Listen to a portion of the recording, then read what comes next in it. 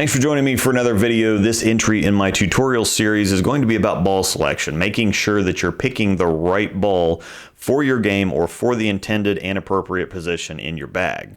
There's a few different ways to go about this and a few big points to make. First of all, you have to make sure that you actually need what you think you need. So many times I'll have people looking for hook or back end when it's the last thing that they need. So a good pro shop can definitely be your best resource when it comes to picking out the best ball for your game.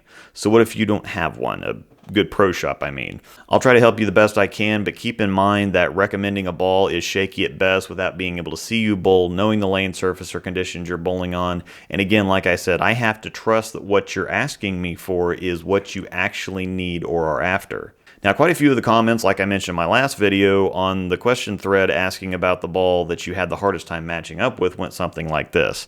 I'm a two-hander using a Crux Prime or a Sonic, and it wasn't hooking, and so I took it to 1,000 and it got worse. Or the idle pearl isn't working on wet-dry conditions or carry down. Or the halo is really condition specific for such an expensive ball. And it just screams to me that you're either using or you picked the wrong ball in the first place, regardless of layout or surface, or that you just don't understand what the balls are supposed to do. The two biggest numbers when it comes to bowling balls are RG and differential, and we're going to talk a little bit about those and hopefully explain those, help you understand, because those are the main key numbers that are everywhere. Whenever you go to look at ball design, ball components, whatever, RG and differential are the two biggest ones that people look at. And there's quite a few people out there that still just don't understand what they mean. So RG, or radius of gyration, is basically a measure of how close the mass is to the center of the core. The lower the RG is, the faster the ball is going to rev up, the heavier it's going to roll, the more it's going to control the mid lane, and the sooner it's going to want to hook. The higher it is, the longer it's going to take to wind up, the longer it's going to take to roll or rev.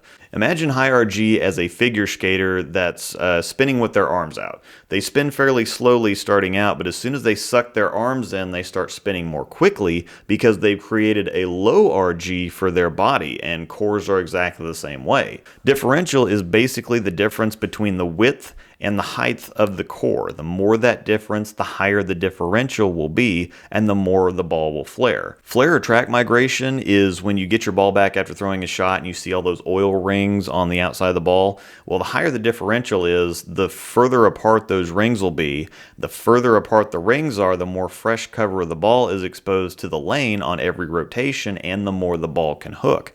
This is what helps solids really dig in and hook a lot, and this is also what helps pearls be strong on the back end. Now, when we look at Coverstock, there are three types: solid, hybrid, and pearl. Solid balls are designed to be like snow tires, to dig through the oil and make as much contact as possible with the lane. Pearl balls are designed to hydroplane on top of the oil and then react strongly when they hit dry boards at the end of the lane, while hybrids are kind of a blend of the two.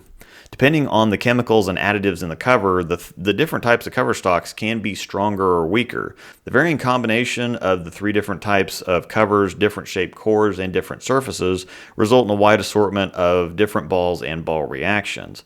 A couple of the easiest hints you can get on overall performance are how much it costs and what specific line it's in. The bigger the line and the more the ball costs, the more it's going to hook. Now, one big misconception here is that layout is a major factor in ball reaction, and it's not quite as important to the extent that people think it is. It can definitely change the shape of a ball and the total hook to some extent, but it's just a fine-tuning tool. It is more important on asymmetric balls because they're more dynamic and you can create more imbalance with them. But overall, most of what people use are symmetrics, and layout is just not going to make that big of a difference. Quite frequently, someone will pick a ball out that's definitely not a good matchup for them and say, well, can't you just drill it different? That's like saying, well, I'd like to use my driver to chip with. Can't you just angle the head differently or something? Ball selection is always the most important, and from personal experience, there's a ton of balls that I'd like to throw, but they're either just too strong or too weak. The Hustle Inc. is a great example of a really good ball that I'd like to throw a lot, but I just don't have the right conditions for it. And if I try to put some kind of wild layout or surface on it just so I can throw it, I'm going to try to end up forcing it to be a ball or do something that it's not built to do, which is going to lead to suboptimal ball reaction when I could just pick the right ball and put an effective layout on it, such as the Idol Pro. It's much more suited for the conditions that I see on a regular basis, and it does have flashes of the Hustle ink in it, so I can still get the desired ball reaction. I'm just using the proper ball for the conditions. When in doubt, always ask, or if possible, find a good pro shop, maybe even a friend or a storm staffer who can help you out.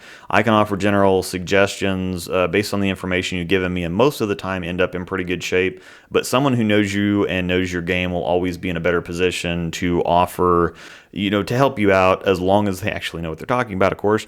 But this wraps up my tutorial on ball selection. Make sure to tune in for more. And once I get through all the basics, then I'll take a look at the results of the community posts that I made about which ball you don't get along with.